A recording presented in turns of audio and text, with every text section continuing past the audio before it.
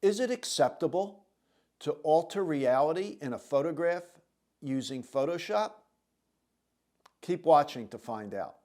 Hi, and welcome to Jules Voto's Photo Focus. In this video, I want to talk a little bit about what you can and what you shouldn't do in Photoshop to alter a photograph. So first, let's look at what you shouldn't do, why you shouldn't do it more appropriately. If you're a forensic photographer, if you're shooting a crime scene, let's say, you shouldn't alter anything. You should just represent what is there. If the images are going to be used in a court case, just shoot it straight. Shoot what is there. If you're a real estate photographer, you don't want to alter the appearance of a home or a commercial building using Photoshop. You want to show it as it is. Okay? Going back to the 30s, there was a group of photographers, including Ansel Adams and Edward Weston, that formed a group called Group 64.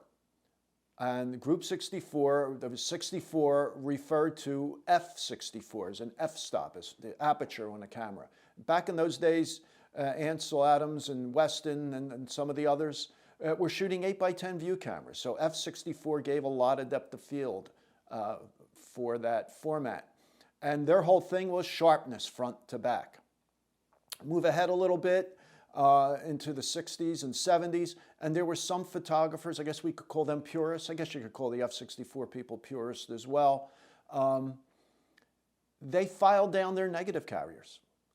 Okay, when printing their 35mm negatives or medium format negatives, they filed the negative carrier, made it a little bit bigger, so that when the image was printed, you would see a little bit of black around the image, showing that they did not crop their photographs. That was their thing. You shouldn't crop. Today, we have so much control with Photoshop. We could add skies, we could add people, we could alter things, we could easily combine several images into one. And there are some people who don't like that. They don't believe you should do that, the purists. But if it's not for a court case, if it's not for real estate, if it's not for editorial use in a newspaper or a magazine, I see nothing wrong with that. If that is your art, if you are an artist, you consider yourself an artist, why can't you alter an image in Photoshop so it meets your vision, so you can achieve what you see in your mind's eye? Nothing wrong with that, in my opinion. There are programs that enable you to alter landscape photos, to add clouds to a cloudless sky, to change colors in the foreground, whatever. It's amazing what you can do. Of course, there's filters in Photoshop to give a painterly look to your images, all kinds of filters. So we have tremendous amount of control. Now, in the days of black and white, when I was printing my own black and white, most images I cropped. Many images I needed to dodge or burn in to either lighten or darken a certain area in the image. Today, that's so much easier using Lightroom sliders. You shoot it with a raw image in Lightroom. If the highlights are too bright, just move that slider to darken them. If the shadows are too dark, just move that slider to lighten them. Is there anything wrong with that? I don't think so, but some of the purists may say, well, you really shouldn't alter what you shot in the camera. And again, if that's how they feel, if that's what they want to do with their work, that's fine.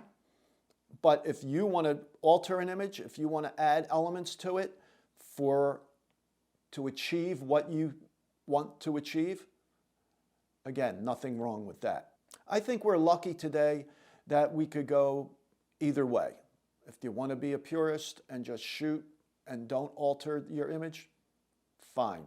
If you want to do a lot of work on it, if you want to add elements from another image, put in those clouds, change things around, I see nothing wrong with that either.